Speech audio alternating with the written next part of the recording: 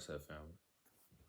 Lord, got a message for you, and I pray this reaches somebody it needs to, and I pray this blesses somebody it needs to. But when you're driving and you gotta pay attention to traffic. I know in Houston there's a lot of bad drivers, but when you're driving, instead of paying attention to what color the light is, you gotta pay attention to the people driving.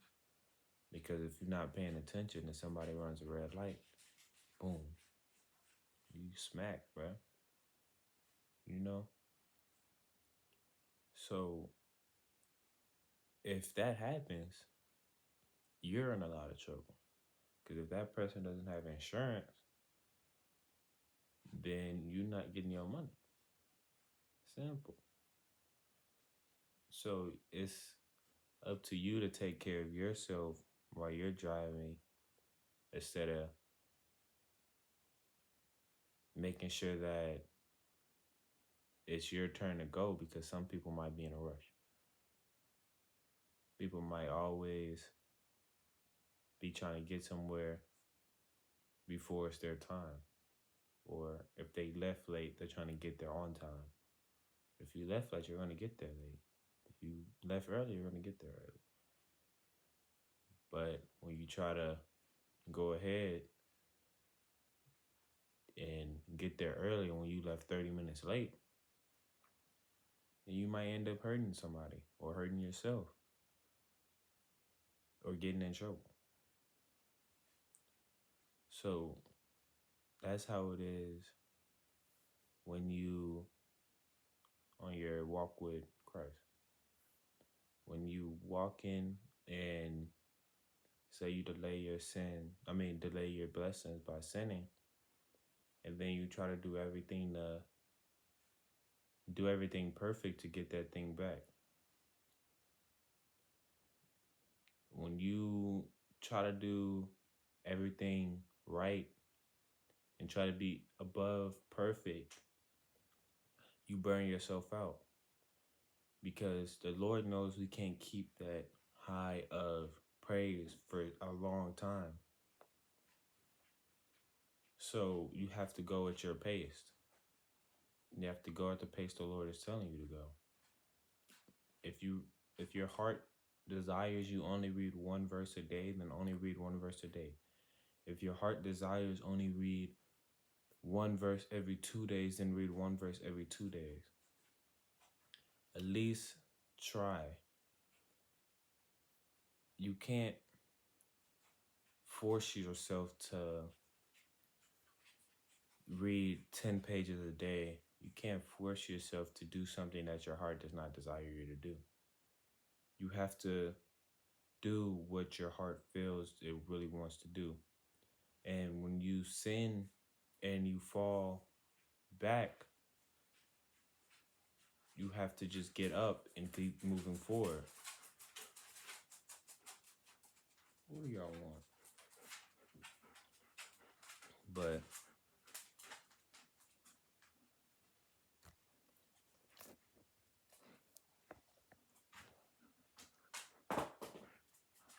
Paisley. Say hi to my dogs. Got Paisley and Midnight. Okay, y'all get out.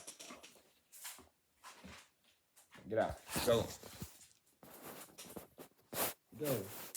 Go. But yeah, like I was saying, if you fall and your heart desires that you come back and you're really sorry for that, then the Lord will pick you up and give you a new heart to keep moving forward. But to do that, you have to want to do that. A lot of people haven't wondering why their blessings haven't come, or wondering why it's taking so long. Is because the Lord knows your heart. He knows how much faith you really have. So he wants to keep testing your faith until you initially are at your breaking point, like, oh, he really doesn't care for me. The Lord wants you to build your faith. So when he keeps building your faith and building your faith and building your faith and putting you through things, then he sees that how much you really care, and he sees how much you really want it. And no matter how many times you fall, if you have that heart, you're going to keep getting back up. And a lot of blessings be delayed because he brings you closer and closer and closer. And then when you're close enough to literally taste that blessing, you try to jump at it yourself. That's not God's timing. That's your timing. You get so close and then you literally see it right in your face and you want to do things to get there quicker, or you want to do things to make it come at your time. And the Lord calls that selfish. He calls that greed. He does not like that. And that's why you feel stuck. And that's why you feel like you're in the same place, because it's not his timing. His timing is calling you to, it's perfect. His timing is perfect. And when you try to rush the blessing, you can end up hurting yourself by falling into an enemy's trap, or you can hurt someone else by messing up what they have going on in their life by, I don't know, say, when, how do I say this? How do I say this? You can mess someone else up by influencing them in the wrong way. Say you're on your walk and you're doing perfect, and then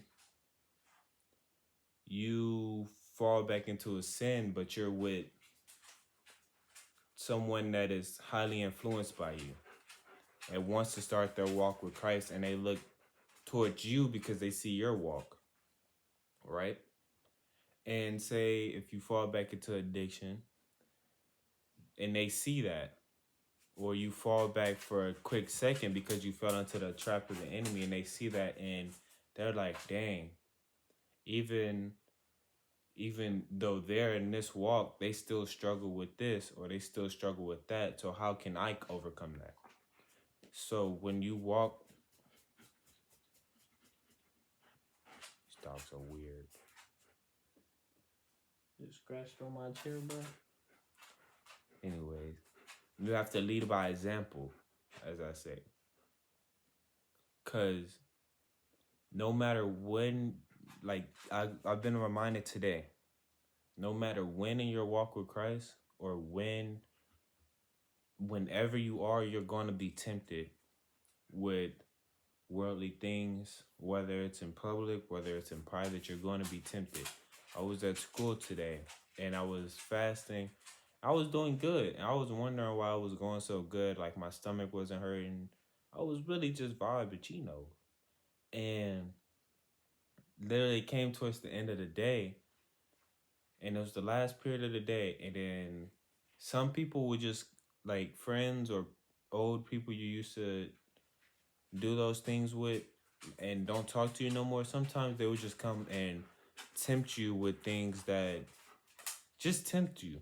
Even though they don't talk to you, they'll just walk up to you and tempt you like that. That's how sometimes the devil works, because he know you fell into it one time or this many times, he will come again with the same thing. When he knows that you're quick and you have to use the bathroom, gotta hurry up. But when he knows you are close to something, close to your destination, he would do things to either make you try to speed up and get there, or to distract you, to stop you for that certain amount of time.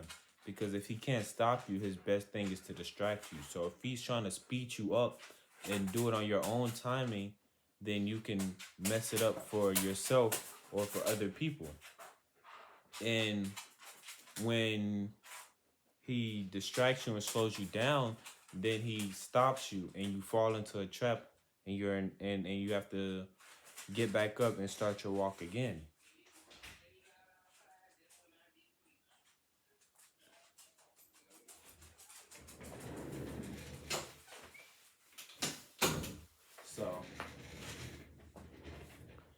So when you are close to your walk, right? You have to look at your front mirror. Like when you're driving a car, you have to look through your front mirror. You have to watch the people you're around. You have to watch your surroundings instead of watching his timing. You can't watch the light turn green. You have to watch and know his time is going to come, and watch the people that's around you. Because if you try to go as soon as it's green, you might have traps coming. So just listen to the Lord and listen to you have to listen to what he's telling you. This is hard to get out, but you have to listen. And because he might not tell you go when the light's green. He might not tell you to go when it's when the light's green. He might tell you go when it's yellow. He might tell you wait 5 seconds after the light is green, because he knows everything.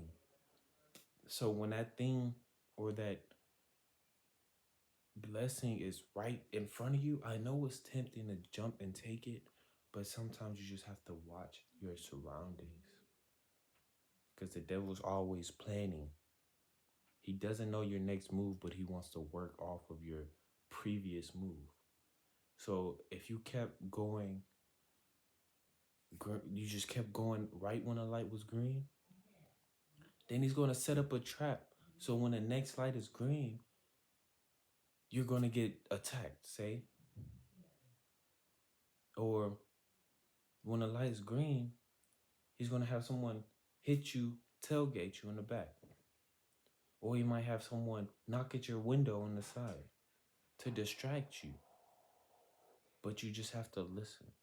You have to follow and listen and fast. One, mainly fast, because the Lord will tell you. That's how you listen to the Lord's voice and hear his voice more, is fasting. So just be patient. Just be patient, because the enemy can set up traps. And it might sound crazy to not go when it's green, but the Lord will tell you when to go, or the Lord will bring it to you.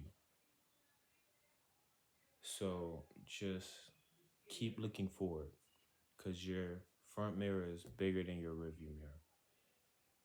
If the enemy keeps tempting you to go back, you're looking through your rearview mirror while you're driving, so you will never see when the light turns green. If you're always looking through your rearview mirror, you can't see forward. That's why your front mirror is bigger than your back. So you just have to stay aware. Stay aware. Stay aware. Because the enemy can set up traps, but the Lord sees it before it comes, and the enemy falls into his own trap. It's written that when you follow Christ, the enemy will set up traps, but no weapon formed to you shall prosper. And the enemy will fall into their own traps. Trust me. That's how powerful the Lord is. Just trust in him. It might sound crazy to not go as soon as the light's green, or as soon as you see that the time to go, but Lord knows that it might be a trap there, so maybe he's telling you wait. So just be patient. I love y'all. I'll catch y'all on the next video. Jesus loves y'all so much.